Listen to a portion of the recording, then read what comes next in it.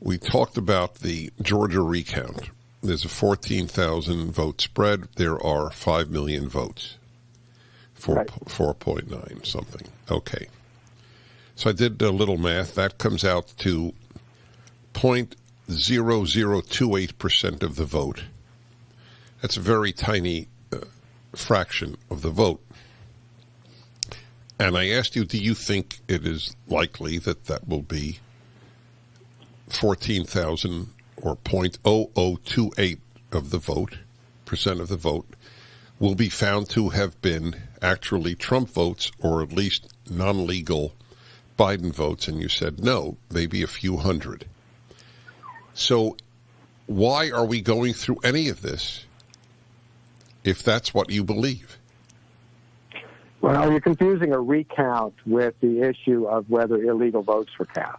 Remember, a recount doesn't look whether, for example, the vote was cast by somebody who doesn't actually live in Georgia but is registered there. It doesn't look at whether somebody who was not a U.S. citizen cast the vote, even though it's illegal for them to do. All a recount does is take all of the ballots that were cast throughout the state by whoever cast them and recounts them to make sure they got the math correct and attributed the right number to each of the candidates.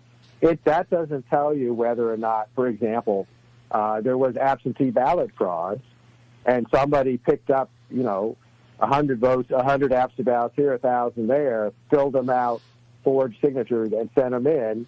The ballots, if they came in and were accepted by election officials, are just simply going to be recounted. All right, you've answered my question. You've answered my question. So the recount, unless it's literally a few hundred, then the recount doesn't reveal fraud. It only reveals, so to speak, mistakes. Correct. Is fraud even revealable?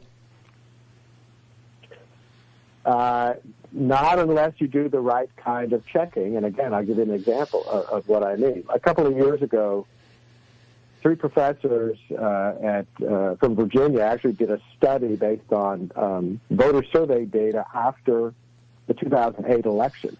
And based on that survey data, they estimated that in the 2008 presidential election, 6.4% of the non-citizens who were in the country voted in the election. Now, that's a felony under federal law. Somebody who's not a citizen is not allowed to register, not allowed to vote.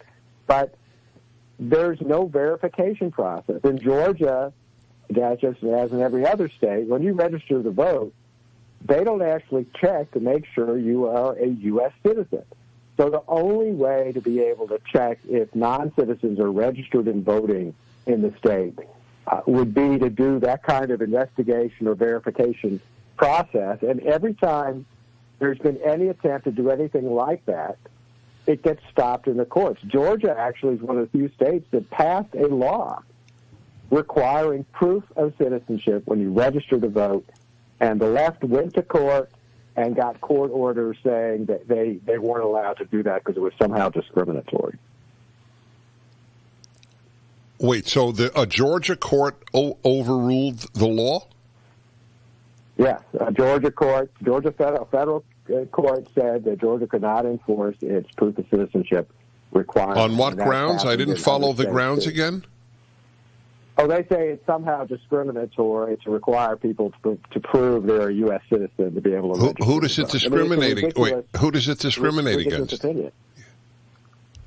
Well, it's a burden. The courts say it's a burden to make somebody provide that kind of proof that they're right. But who does it discriminate against? If the burden is equally applied, it's not discriminatory. A red light discriminates equally. Dennis, you're preaching to the choir. I agree 100% with you, but the courts have taken a very, frankly, unfactual, unlegal view of this, and they have gone because they want fraud. That may very well be. All right, I have some people with questions. It's too important to let you go. Thank you for your time. I'm speaking to Hans von Spakovsky, who is with the FEC, Federal Election Commission, and now manages the Heritage Foundation's Election Law Reform Initiative.